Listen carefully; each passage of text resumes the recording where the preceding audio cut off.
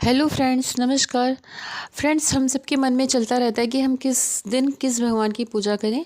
तो आज मौनी अमावस्या है, तो मौनी अमावस्या के दिन हमें विष्णु भगवान और पीपल के वृक्ष की पूजा करनी चाहिए। आइए इसकी कहानी विस्तार से जानते हैं, जो इस प्रकार है। मौनी अमावस्या के दिन पवित्र नदियों में स्नान करने साथ के भगवान विष्णु और पीपल के पेड़ की पूजा की जाती है। कहते हैं इस दिन देवगण पवित्र नदियों के किनारे निवास करते हैं, इसलिए भी मौनी अमावस्या पर गंगा स्नान का विशेष महत्व होता है। लेकिन क्या आप जानते हैं कि इस दिन पर भगवान विष्णु और पीपल के पेड़ की पूजा क्यों की जाती है? माघ माह के कृष्ण पक्ष को आने वाली अमावस्या को ही मौनी अमावस्या कहते हैं। हिंदू धर्म में मौनी और सोमवती अमावस्या का विशेष महत्व है।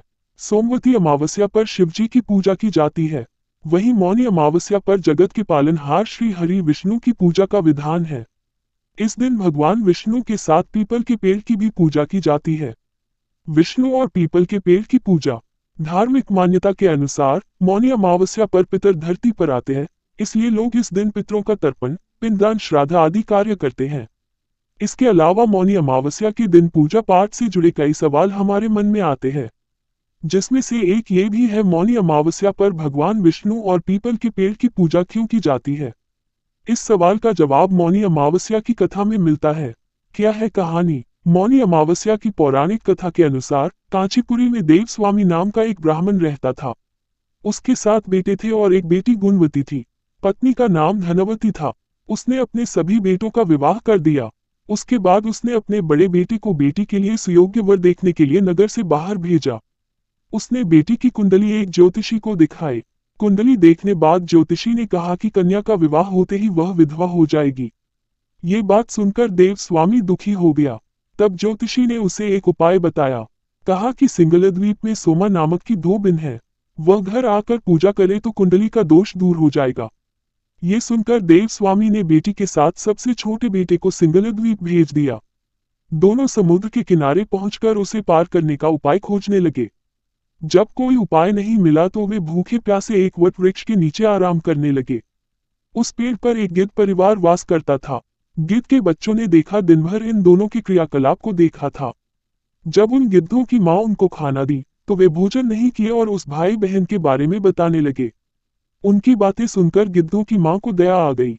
वह पेड़ के नीचे बैठे भाई बहन को भोजन दी और कहा कि वह उनकी समस्या का समाधान कर देगी। ये सुनकर दोनों ने भोजन ग्रहण किया। अगले दिन सुबह गिद्धों की मां ने दोनों को सोमा के घर पहुंचा दिया। वे उसे लेकर घर आए। सोमा ने पूजा की, फिर गुणवती का विवाह हुआ, लेकिन विवाह होते ही उसके पति का निधन हो गया। तब सोमा ने अपने पुण्य गुणवती को दान किए और इससे उसका पति भी जीवित हो गया। इसके बाद सोमा सिंगलद्वीप आ गई, लेकिन उसके पुण्यों की कमी से उसके बेटे, पति और दामाद का निधन हो गया।